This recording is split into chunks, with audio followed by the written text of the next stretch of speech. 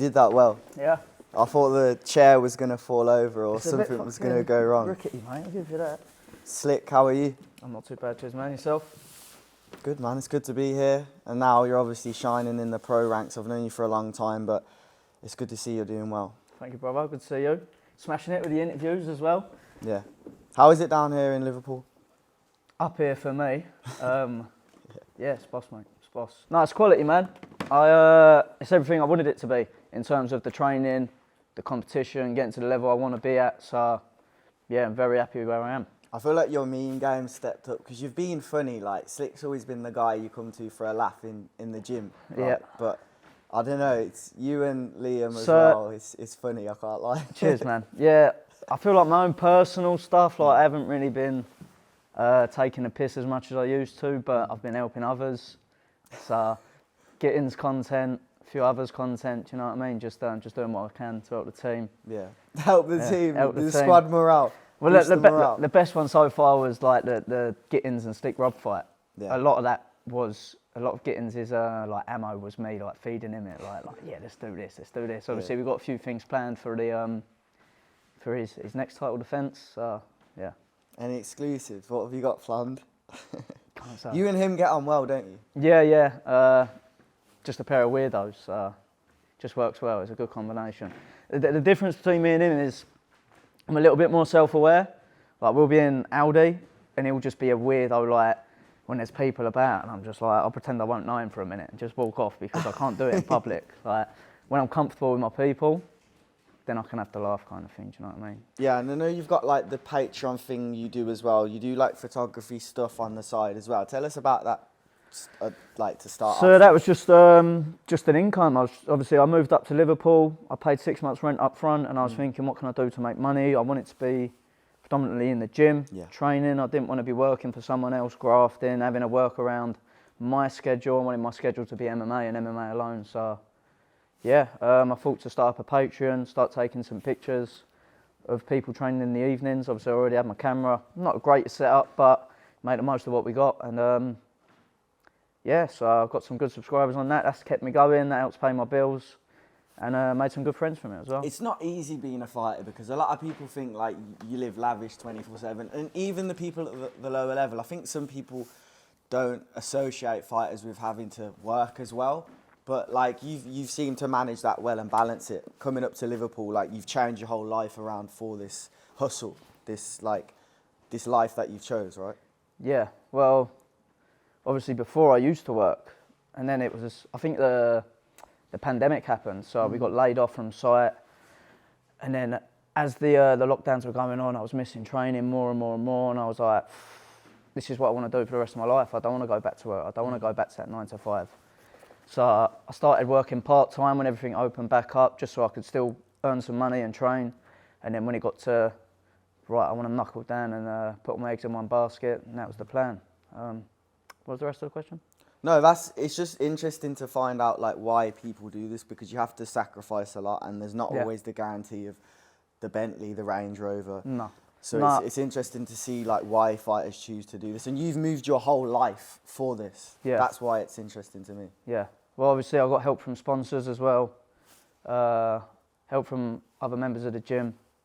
You know, obviously they give me work here and there as well. Maybe I think I've been doing some editing for Combat Kids lately, some social media management for a security firm as well. Nice. So it's just loads of different little bits. Obviously work at the gym as well. I do a bit of reception, work on the reception desk, PTs. Just everything, to be fair, mate. Anything I can get, I'm like a Del boy.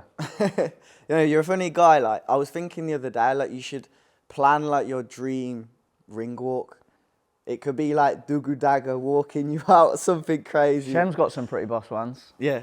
Shem's had some good ones. What's your dream one? My dream one? Have you had, a vision of, like, one day in the future, get, like, someone to walk you out, something that proper slick related to, like, what your vibe is? I know we've always joked about it, and you even just mentioned him there with the Dougal Dagger, but M.R's new one is a fucking certified banger. What is, I get anything you want. Good girl, forget anything. Yeah, that was a naughty one. So we're manifesting that. Hopefully in the future it'll just. Well, he's from my hometown as well, and he's walked out one of my old coaches. So M.R, let's link up. Yeah, that would be the dream walkout.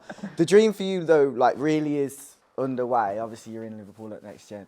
Yeah. One of the, if not the best gyms in the country. There's so much talent coming through. But to see you getting a win on Cage Warriors recently, what was that like for you? I know you've come from English mixed martial arts, which we can talk about as well. But the Cage Warriors win, that was like, it felt like a moment for you. It was. On the build up to the fight, I weren't thinking too much of it. It was just, I'm just going for a scrap. Don't matter where it is, don't matter who it is, I'm just going for a scrap. So, but after I won and I was in the crowd and I was getting people come up to me asking me for pictures, I was thinking, fucking hell, like, wasn't even that great of a performance in that, but people were still getting on to me, like, congratulating me. It felt good. And to follow in, like, some of my teammates' footsteps as well at the gym, obviously all fighting through Cage Warriors. It's one of the best platforms in Europe, and it's the stepping stone to the UFC. So I want to keep impressing there, and obviously get to the UF. That's the goal now. Was it at the Bowlers Centre as well? Yeah, the Bowlers Exhibition Centre. Because you obviously you took a defeat then, and you came back and won. So that's yeah. I lost my pro debut there. Yeah. Not really. Weren't really a spectacular performance from me, nor him. It was just more he had a bit of control time. I was doing the damage, but some judges scored that more. So unfortunately, but I'll take the loss on the pro debut to get the win on the next one on Cage Warriors. Yeah, exactly. It's like in the same arena, you've come back into like not enemy territory, but the place you got the defeat and then turn that around. Was it because that arena is cold? Was it colder in there or colder here right now? Because I'm freezing here right now. I'm shaking like shit and dog, mate. Yeah. He's not nervous. He's shaking. No, it's yeah, cold. no, it's just freezing. What light would you have picked in the background? Because we thought red for Liverpool, but I'm not sure. What's your? I'm Arsenal, innit? So red suits me. Okay, I would have changed it to blue if I knew. I forgot you're Arsenal. Did you? Yeah, whereabouts you're from? London, right? Or Kent? No, I'm from the Isle of Sheppey in Kent. It's a small island disconnected from the mainland. We're called Swampies. And we get all that usual sort of yeah, we get all that usual sort of abuse. But it's class, mate. I wouldn't have wanted to grow up anywhere else. Obviously, you didn't get a lot of the dickheads. It's a small community. Anything that happens, everyone knows about it. And we've got a beach, we've got cliffs, a lot of greenland. So it was a good place to grow up. Not a lot to do there growing up, which is why I found myself in trouble a lot of the time.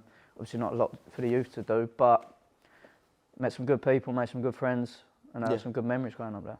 Like we see, and we're in a town like Liverpool, like a lot of people come from like fighting backgrounds, and there's a lot of fighters that come from here, and you're not really surprised, but there's not too many from Kent. Like, what and why did you get into fighting?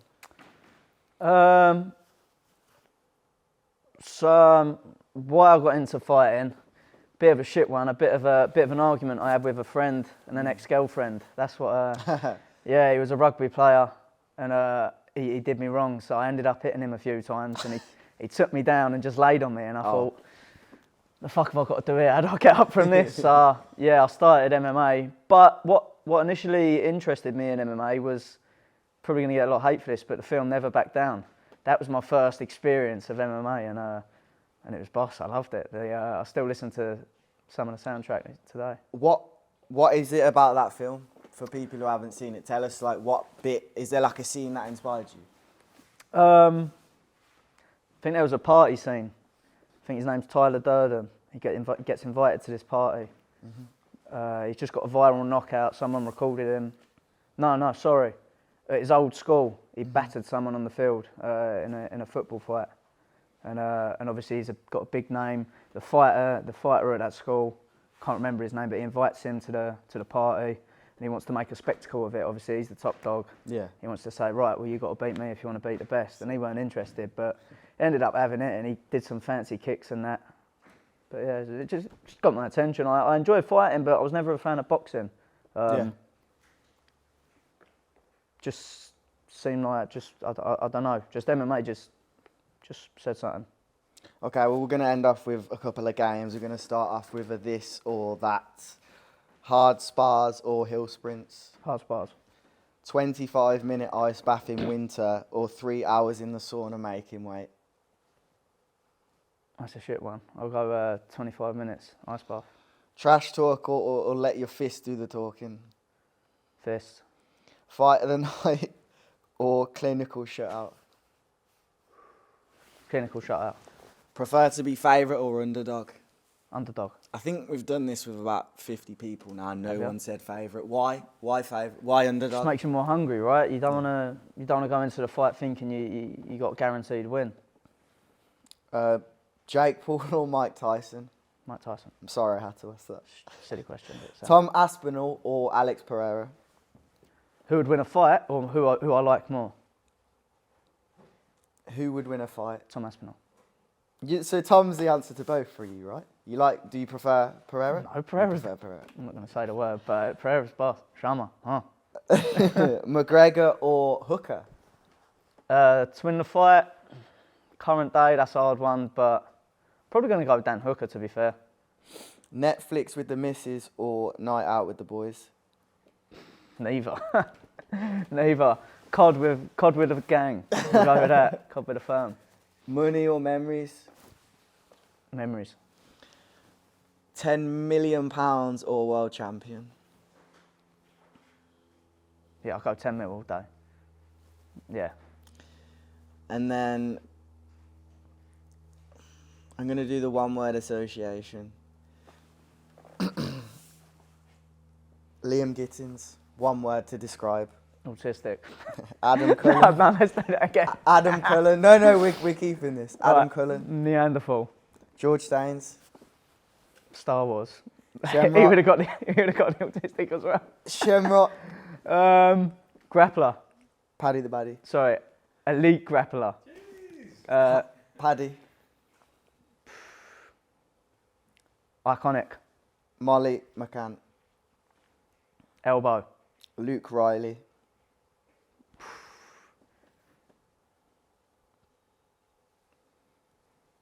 I don't know, mate. I'm just going to say UFC because that's where he's going next. Nathan Fletcher. The Southport Strangler. Jordan Molinari. Slick. Dugu dagger. No. Why have you made me say that? I appreciate it, bro. Nice one. Thank you, brother. Love it. Cool.